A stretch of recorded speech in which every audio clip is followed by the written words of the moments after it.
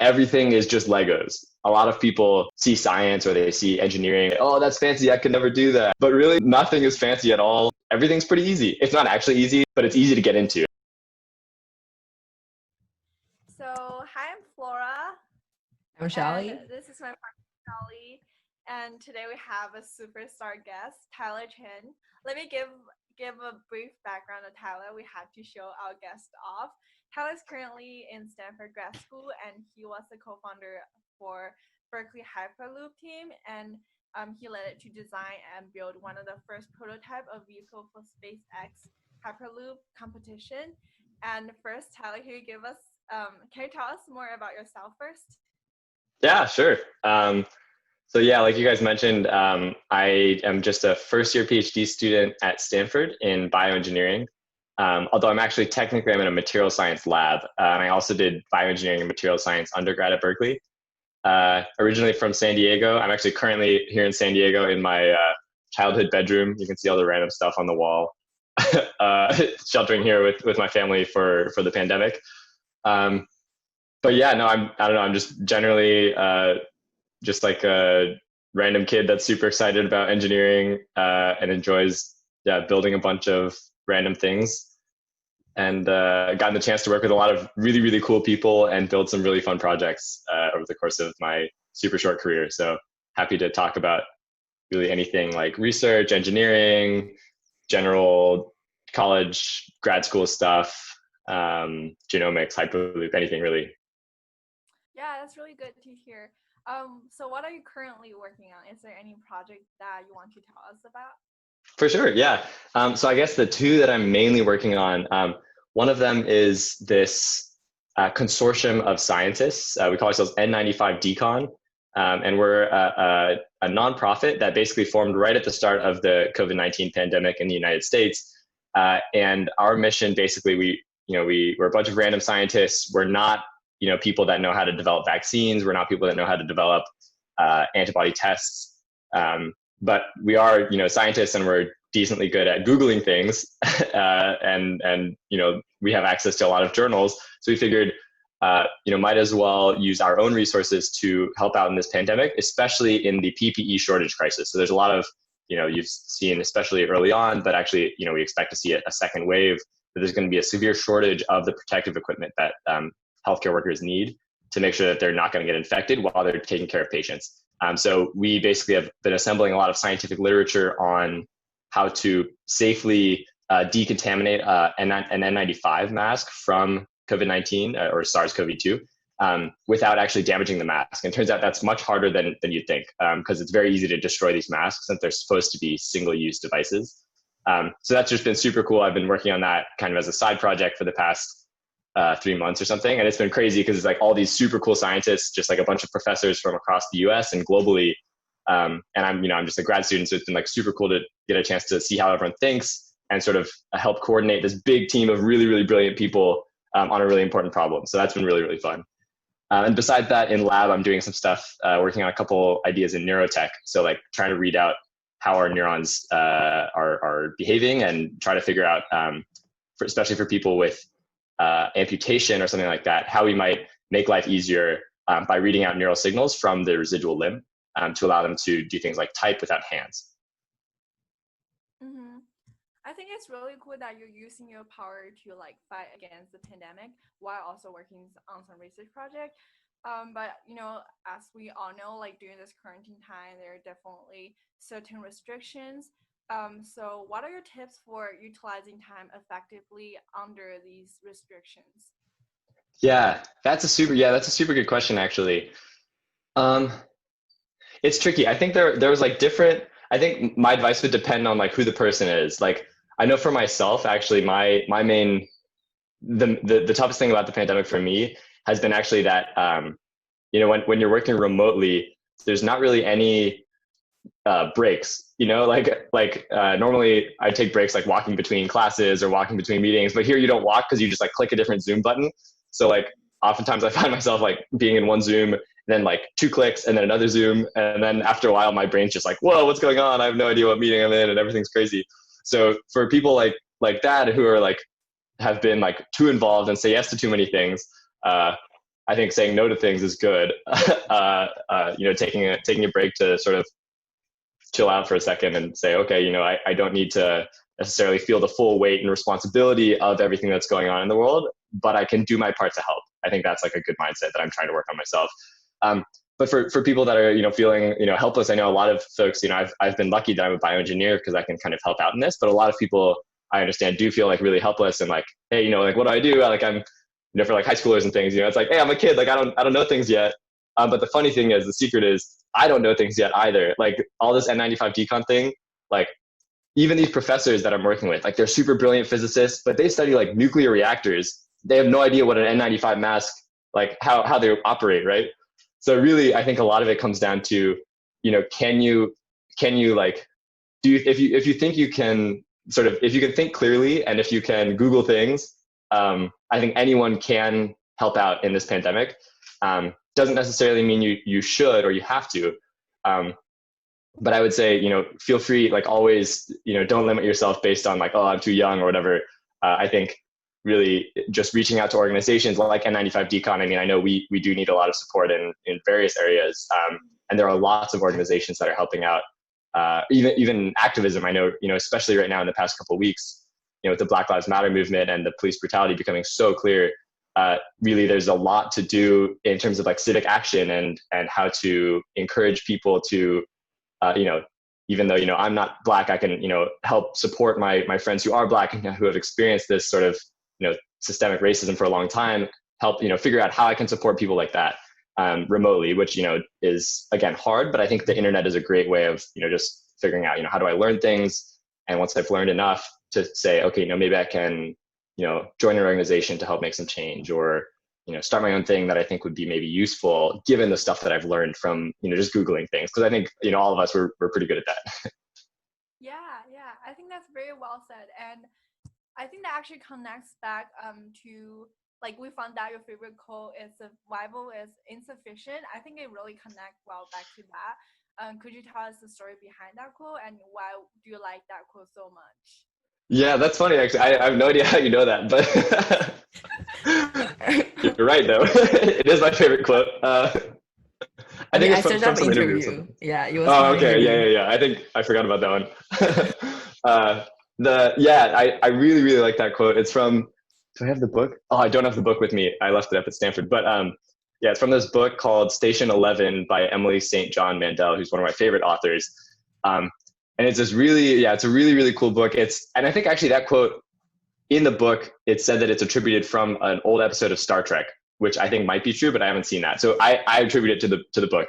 But it's really good. I think that book in particular is really relevant right now. I mean, that book is about a pandemic. It's about, kind of this post-apocalyptic world where there are people going around and like trying to figure out how to survive. But really, I think the biggest message of that book and kind of the characters in it is there are people in this sort of post-apocalyptic world that are trying to salvage things and trying to, whether that's like actually, helping people, which is kind of one part of it, but a lot of it even is like salvaging the arts and like you're in a post-apocalypse, but you still have people that are, playing Shakespeare and there are people playing music. And there's, I think within that I think it really encompasses it well that like survival is insufficient. And it's really important that people, for me at least, for me to do more than just survive. I want to like live and really like live life to the fullest, both in terms of, my own sort of enjoyment of the things that are around me, which I think a lot of people seem to find mundane or things that like, there are a lot of things that sort of escape our attention, I think. And especially now that we're in this pandemic situation, we realize, oh, there's a lot that, I take for granted. Again, there's like the activism thing, right? Like I take for granted the fact that I can walk down the street and not get, arrested for doing, nothing wrong. I take for granted the fact that like my refrigerator, like this is a cool scene from the book. I take advantage of the fact, I take for granted the fact that like I can open my refrigerator and it's just cold inside. Like it's a hot day. I can just open the refrigerator and it's cold and there's light coming out. Like that's pretty beautiful, but it's something that we don't really pay attention to every day. So I think it's a combination of like seeing these little things and saying, hey, I'm doing more than surviving. I'm really living, and also giving other people the chance to do the same thing. So I think that's kind of how I get my motivation of like, hey, I want to do something useful for folks because I know there are some people that really are just trying to survive, and I want to help them get past that survival stage and to something that's more sufficient. Okay. Yeah, I think I'm buying that book for sure. It's really good. Yeah. And we also know that you are the upcoming TEDx speaker for August. How did you get involved in TEDx in the first place? Yeah, so that actually is a funny question because I had nothing to do with it. Like literally, I think it was, I guess last year I graduated from Berkeley, and I got the chance to give a big speech in front of for graduation, which was really really cool and was an awesome opportunity. Uh, and I think the TEDx folks might have seen that and thought, oh, this guy can talk. Like we'll have him talk again.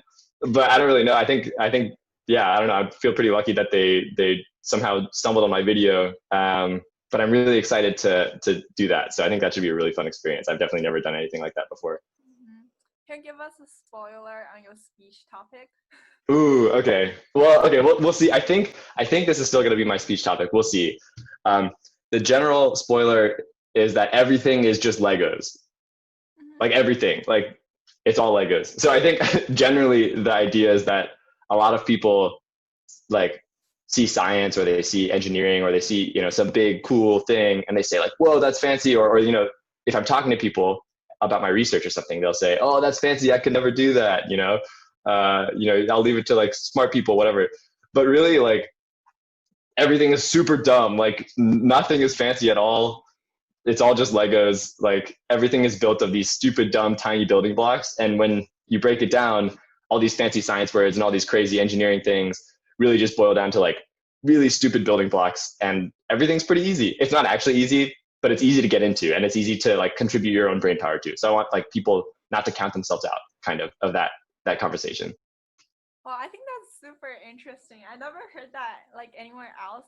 And I think yeah, everyone should tune in for Tyler's speech. It's Oh, absolutely thanks. and also I'm sure you probably already talk a lot about your experience working in the hyperlooping, but I'm personally very curious about one thing. Just as you mentioned, most people find um, anything related to engineering or like Elon Musk's SpaceX very intimidating, but you devoted plenty of time working on the project without knowing whether you're going to get good results. So, what was your initial motivation to participate in the competition, or what made you believe that that experience would be very valuable to yourself? Yeah.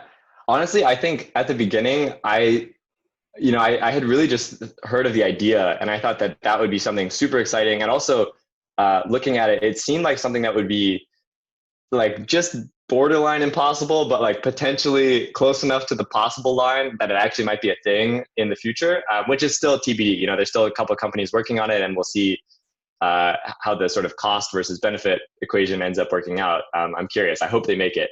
Um, but I think really for me, I was thinking, hey, this is a really exciting idea of a technology. I thought connecting people across the world sounded like a really great mission.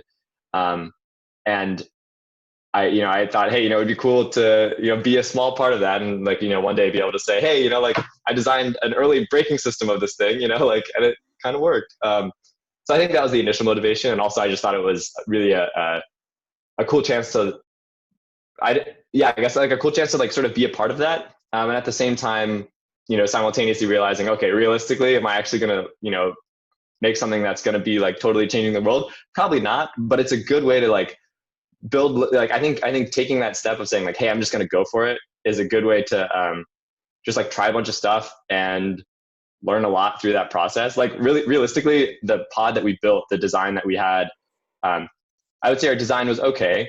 The build was absolutely terrible. It was really bad, and we had no control system whatsoever. So like in reality, in the end of this whole thing, like it was kind of a failure. Actually, I would say it was definitely a failure because the thing like definitely was very unsafe.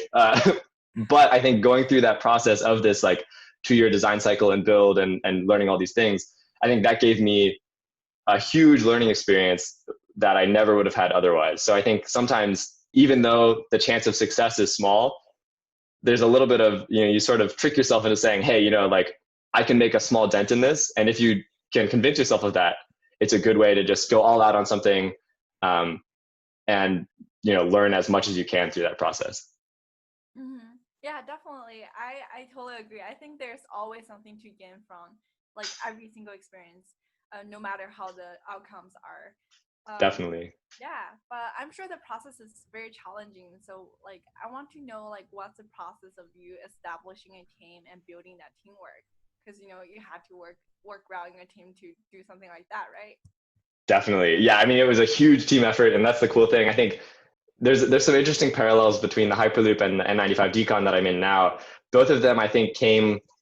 Uh, the nice thing about both of these was that there was a big sort of problem or challenge that was out there. So in the Hyperloop, there's a SpaceX challenge that they had opened up and said, "Hey, we've got this test track.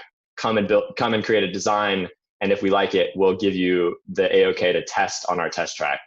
So that was a big thing, and that sort of allowed us to, when we were first interested in this, basically at Berkeley, we just went around to all the engineering teams and said, "Hey, we're trying to build this Hyperloop thing. Anyone want to join?" And we managed to find some super amazing people, and they all created, there were some other teams that were already forming around it. There was a whole bunch of people that were all interested in this, and then they all formed together, created this big team that became Berkeley Hyperloop, and that was our start. It was sort of a big sort of, everyone kind of stuck together, and all these big teams sort of amoebaed together to create this even bigger team, and that eventually became the core group of Berkeley Hyperloop. Similarly with the N95 Decon stuff, there's this big pandemic. Everyone says, "How can I help?" And when there's enough motivation behind something like this, whether that's something that you as a leader would create, maybe you've got a problem in the world that you say, "Hey, this is a really important problem, and I want to create something to help solve this." Sometimes you can create that sort of magnetism of having a lot of people come in and create a thing because other people are equally excited about that problem. And sometimes that's just a problem that is so obvious in the world that other people are naturally magnetized by it, and they all stick together. So I think the key there is just, when there's an opportunity like that, trying to just get plugged into the here are the right messages, and here say, "Oh, I heard someone is going to work on this over here, so I'm going to go to that meeting, and I'm going to text my friend who might be interested." And it's kind of just a big get together of a bunch of people that are interested in similar things. And it does happen a little bit naturally. I think part of it is sort of stepping outside your comfort zone. I know at the beginning I was definitely like, whoa, I'm terrible at engineering. Like I haven't even taken an engineering class yet. Like I have no idea what's going on. But part of it is just saying like, hey, screw it. Like I can Google. Google is like really great, honestly. I think, yeah, it's about just like being confident in your own like Googling ability and ability to learn things and, put in work and do things even when you don't know what's going on. I think just being confident in your ability to eventually figure out what's going on if you can, ask enough professors, ask enough, experts to sort of get an idea of what's happening.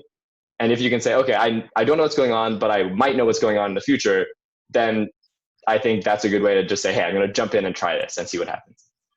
I think what you just talked about is like very inspiring for me because like I'm very interested in cognitive neuroscience. And I've tried to like reach out to professors, but the thing is, when I like try to look up their research, how they give like papers and that, and I look at the abstract and I find myself like knowing nothing about it. Like I can't even understand the word. I mean, it's like a tough process, but it's really, really important of what you said, like step up the comfort zone and like knowing that you know nothing. But I mean, that's like an advantage for you because you know nothing. So you have to be like really eager to learn more things. That's like a really cool thing. And exactly. Actually, also, you're studying cognitive neuroscience as a high schooler? That's insane. Yeah, I'm like taking like a class. It's called behavioral neuroscience on BYU. It's like online college stuff because like now I have. Oh, that's so cool. It. Yeah, so like I actually look over your profile in Stanford and it says like you're involving. Your goal is to like develop neural device that enable people with like neurodegenerative diseases and muscle disorders to communicate without using like, how do you say it? To like using their minds alone. So like I'm really interested in that. Like how do you work this out? Do you use like brainwaves or something like that? Can you explain more on this topic? Totally. Yeah, that's a super good question. What's cool? Yeah, there are a lot of. It's actually this is a very hot field right now. So you're in the right place. It's I think neuroscience and sort of bioengineering, sort of that combination of biological systems and electrical systems is going to be, I think, probably like the next. I don't know. I see it as the next revolution where, this past generation has been like sort of internet, smartphone connectivity. I think the next one is going to be like integration of biological and that connected electrical system to like form a sort of biological net. I think So I think it's going to be really cool. How you do that generally, I think this is the coolest thing because it sounds fancy. You're like, whoa, I'm reading someone's brain and like sci-fi, whatever, but it's really not as fancy as it sounds.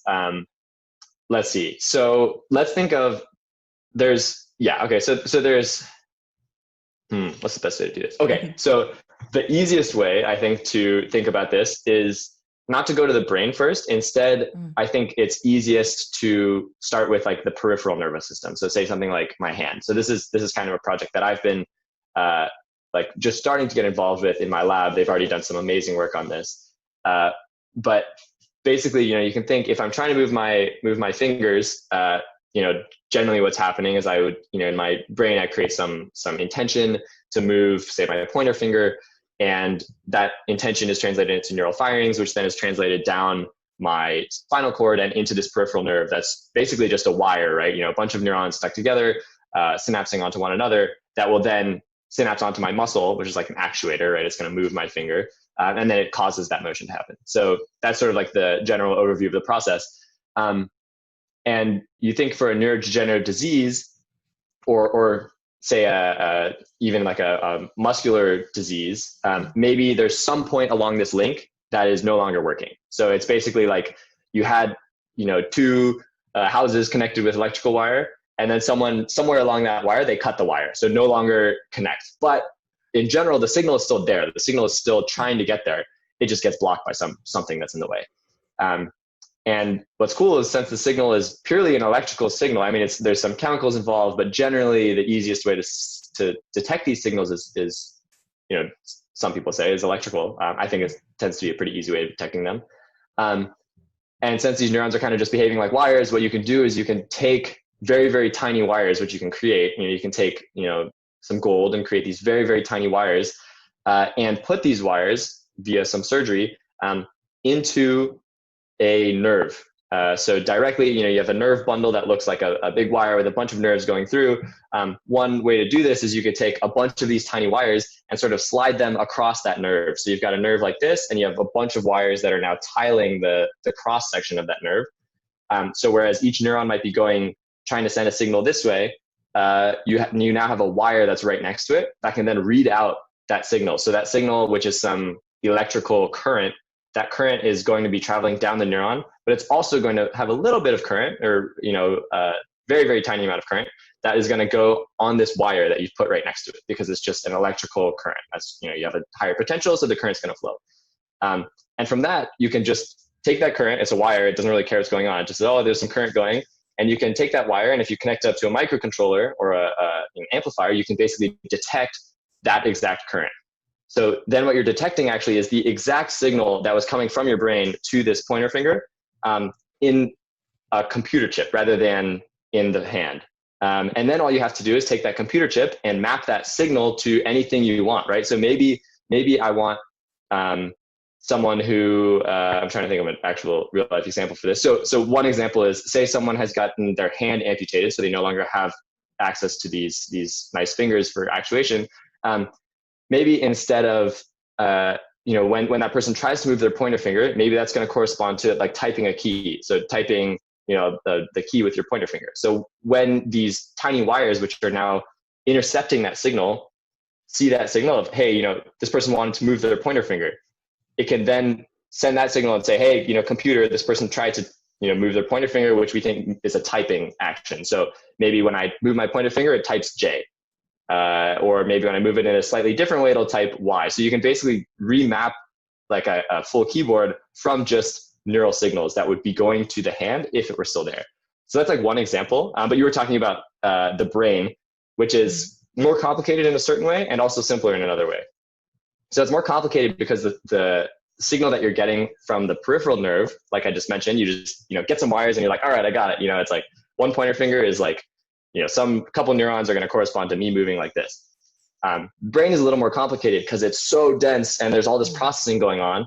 So it's kind of like instead of, whereas reading from your arm is kind of like putting a USB into your computer and saying, I want to get some data. Reading from your brain is kind of like taking some wires and plugging them into the CPU of your computer. saying like, I want to get some data, but the CPU is crazy and it's doing all these computations at the same time. So it's very complex. But what's cool actually is that the brain has a lot of redundancy. So that's another interesting thing that we're starting to realize in neuroscience is there's a lot of redundancy in processing and in how information is routed throughout the brain.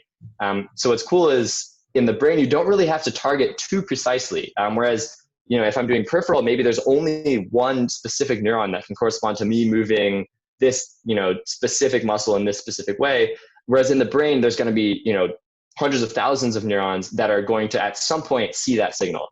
So what's cool is then as long as if you're doing the same thing in the brain, the processing is a little more complicated because the signal is more like crazy and there's all this stuff going on. But the actual hardware of like where do you actually record neurons from doesn't have to be too complex. So that's why a lot of folks are like Neuralink, for example, or some of the folks using the Utah array devices. These are just similar idea. You just take some wires and stick them in the brain and read out that electrical current directly. They don't have to be super precise about where they put those wires. So they say, I want to put it in the motor cortex, in this area of the motor cortex, maybe. But as you know from studying neuroscience, like neurons are freaking tiny and the motor cortex is much bigger, relative. So you have so many neurons to choose from. And when they put it in, turns out actually from the studies that are recently coming out, you don't have to be crazy precise you don't have to target an individual neuron usually. You can generally just hit a general area and you'll get some neurons that you can do some very, complex information processing on, some data processing, and say, I figured out this neuron actually is going to correspond to some sort of intention that's like this. And if you get enough neurons, then you can really create some really complex intentions, some of which might be, for example, speech. So you could recreate a speech intention of someone wanted to say, a word that has these sort of this vocal shape to it. And then replay that sound, what your computer predicts that sound will sound like. So that person now is directly talking with their mind through a computer. I mean, that's hopefully so that cool. made sense. Yeah, it totally makes sense because like what you described made me think of like, I don't know if there's something called like a spiker box. It was like the thing made me interested in neuroscience. There was like a TED video about it, is how you can control another person's arm with your brain. Do you know that? Oh, cool. You can I don't check think I've that seen out it. later. It's like a very I sharply will. box, but like if you connect like two electrodes between two person, one can just control other's arms, but it's like simply like a lifting behavior, but just using their mind thinking about it. I think it's something similar to what you said, is like using like the electromagnetic signal or something, but it's really cool because many people don't realize like how complicated this 3 pounds organ is. Like there's like more neurons in our brain than there are stars in the universe. It's like really cool. And could you tell me if there's like any way for like people like me who are like interested to learn more about this research? Like where can I find more information about it? Ooh, that's a super good question. Unfortunately, I would say like I don't actually know any like really good like one-stop shop kind of place for or way to learn about this. Besides, I think what you've been doing sounds like already amazingly, like taking free courses when you can find them, Googling things, watching cool TED videos, watching other videos on how these things work, and starting to read the papers to get an idea of it. I think the tricky thing about, I think, science and things like that is that I think there aren't enough people that are out there teaching these very high level concepts in a kind of stupid way. Like I think like the way I just described like these things happening of like, it's just like dumb wires and stuff. Like I think that's like a good way of thinking about it. And that's like really how I think about it. And it pretty much is true. It's just that normally instead of saying like dumb wires, people would call them like, nano electrodes, and you'd be like, gold parylene nano electrodes. And everyone's like, what does that mean? When in reality, it's really just something stupid and simple. But given that, I would say, I think, rely on your ability to Google things and figure things out, and feel free to just like reach out to anyone who's in this field or is learning. I mean, I'm really still just learning this myself. I think probably almost for sure more cognitive neuroscience than I do, because I've not taken any cognitive neuroscience, and I think you've already taken a college class in it, so you beat me there. Like no joke, actually, I think you do actually know more than I do there. So I think really like we're all just learning this, and feel free to reach out to like anyone in the field and just say, hey, I'm trying to learn, because I think a lot of people are really receptive to just say, I'm happy to point you in the right direction, or get on a call. And especially if you have some specific questions of like, how does this work? How does this work? How does this work? I think people are usually down to sort of explain some things like that, and help you get to the next step. I think your point is like really valuable because like, yeah, as you said, many people don't know how to explain this complicated thing in a dumb way that people can understand. So your description of like thinking engineering as Lego is a really attractive ways, because lots of time when I try to like maybe talk to my friends with something like more scientific, they always say like, oh, stop nerd, you're like making me all confused. But it's really not that. Yeah, I hope more people can find like the interesting about science, because it's like everywhere in our life. It's not like that complicated. If you look anywhere, like I'm talking, I'm moving, it's all about science. I mean, it's so cool. And can you It's tell so us more? cool. I I mean, totally right? agree. Can you tell us more about maybe like your future plan? What are your future plans during this time? Yeah, totally. So generally, we'll see. So for this PhD, kind of part of the project that I'm hoping to work on is basically the thing I just mentioned to you in the peripheral nervous system. So I think the central nervous system approach is fantastic, and I'm really, really glad that folks like Neuralink and Paradromics and some others are starting with that as the first thing, because I think that's really the most important problem to solve. Is like there are some people that can't communicate with the outside world, even though their brains are perfectly functional, which I think is super, sad, and is something that is really important to fix and help them sort of achieve their goals. Given that they're already like, taking a lot of steps on that, I thought, hey, might as well start looking in a different route, which is going to be a sort of more peripheral first. I think our understanding of the brain right now is super rudimentary, and we can stick electrodes in and say, oh, we don't care where they go, we're just going to use some data processing. But what that really means is that we're using the brain as like a big squishy, like zappy box, and we have no idea what's going on in there. So we just poke stuff in there and build something out of it. But really what's happening inside the brain is so complex that we are really just barely scratching the surface of it. So I thought, the nice thing about peripherals is that the signal is already very, very processed, and the brain has already done the hard work of processing that signal down to something that's very straightforward. So I thought, hey, it'd be cool to use those peripherals to do something like create a prosthetic that you can control and feel just as you would your normal hand. So that's the same idea that I just talked to you with, you have wires going down, or your neurons are going down, and you can just intercept that signal with a wire. And then similarly, you could send a signal in with a wire. So that would help you feel something just as you would, when I'm like touching my hand like this. So that's one idea of the project that I'm going to work on. It's a big project. It's definitely going to be tricky. We'll see how well it works. And there's another one that I'm working on, just barely getting started, which would be sort of less invasive. So this one ideally wouldn't require surgery and could be done by normal people, as a way of reading out your neural signals without any real surgery. We're thinking of it sort of as a tattoo that can read out your neural signals in a way. And we'll see if it works. It seems like it might, but we've got a lot of work to do, so we'll see. That's really cool. So, I mean, you've talked about your future plans. So, what do you expect yourself to accomplish in, let's say, the next 5 years? Oh, that's big. Expect? Ooh, interesting. I'm bad at expectations. I can hope or dream.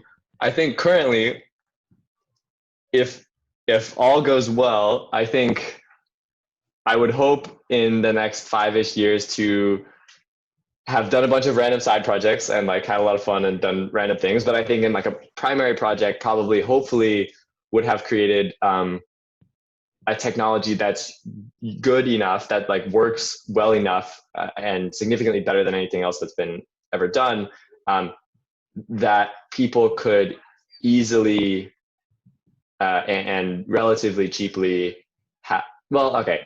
again, that's a little bit early, but I would say like ideally I would in the course of this PhD, I'm hoping that I would be able to create a technology that is effective, super cool, and would allow you to read out neural signals from most parts of the body. I think, with either super high fidelity and rewrite capability, or lower fidelity but no surgery required. and could be done by normal people. So one of those two. And then I think probably depending on how things go, I think the dream would be to create something that's useful enough for people that it would be worth sort of spinning out into a company, so I can actually like give these things to people that need it. But again, we'll see.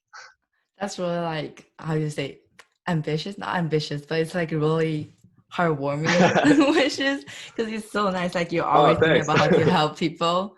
And just like the last question of today, do you have any intention of maybe like switching to a different field? We've seen like your passion for engineering. So is there any interest maybe you would put in other fields, maybe to explore something new? Are you thinking like other fields besides engineering? Yeah. That's a good question. I think honestly, this whole pandemic thing has got me thinking a lot about sort of public health and that kind of thing. I feel like, I mean, so I've done some stuff in the genomic space, which is kind of like tied to this a little bit. I think one thing that would be really important for the world is to create a global monitoring system for emergent pathogens. So, for this, coronavirus thing, really, if we had put a system in place, I think, the world right now has a lot of great systems for, detecting potential threats, right? We can detect earthquakes when they happen. We can, sort of predict when a tsunami is going to hit. We can predict these, we have hurricanes. We can watch these hurricanes and all these disasters. But right now, I don't think we have a very good way of systematically, as a whole world, as all of humanity, predicting that, hey, this is a dangerous area for new viruses to get transferred over to humans. And I think that's not really established as a global security system. And I think it should be. So that's something that's really important that I hope someone works on. I could see myself potentially working on.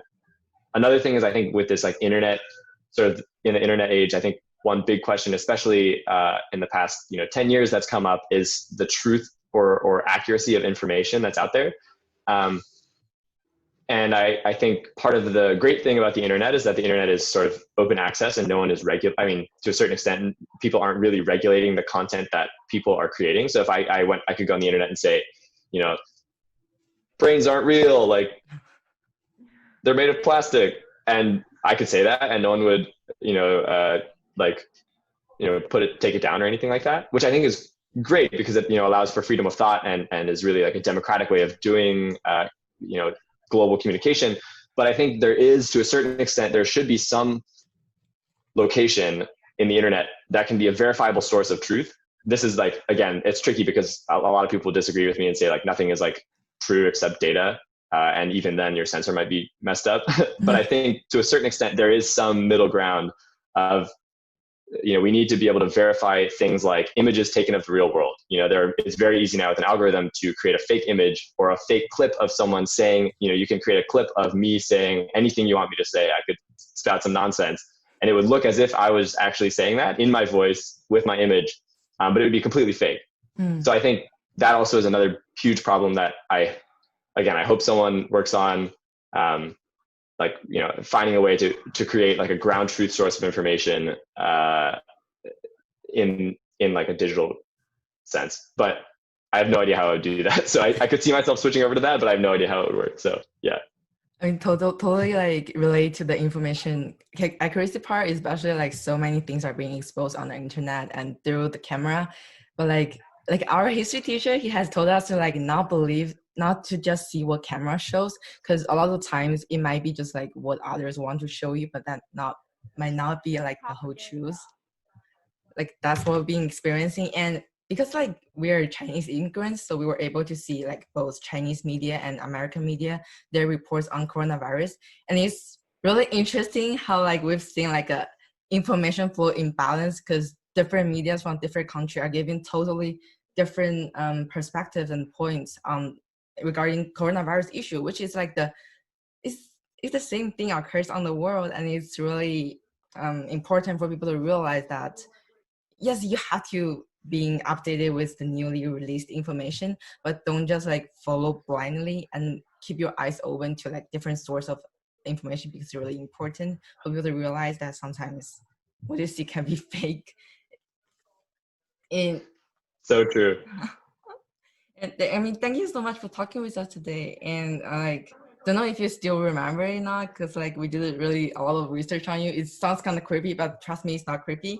And in one past interview, you have said that you're most inspired by the awesome people you meet every day and people who don't get much limelight, like total badass. And we believe that with such a compassionate heart and like charming personality, you are definitely like inspiring more people in the future, and people like me who are really inspired by your work and how you like speech today. And keep doing that and marching forward. Yay. Thank you. You guys too. Thank you so much for talking with us. Yeah, you guys inspire me. You're like high school kids and you're doing all this crazy cool stuff. Like, whoa. Also very insightful. I think your guys' comments were more insightful than mine. So No. I should interview you guys next.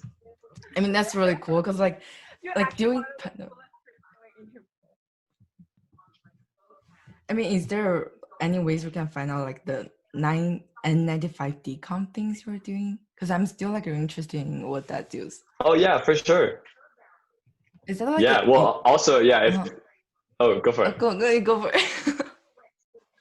Oh no. I was just saying yeah. So for sure, if you're interested, I can send you the link. It's just n95decon.org. And if you know anyone that's interested, especially over summer, in doing some work with us, feel free to just shoot me an email.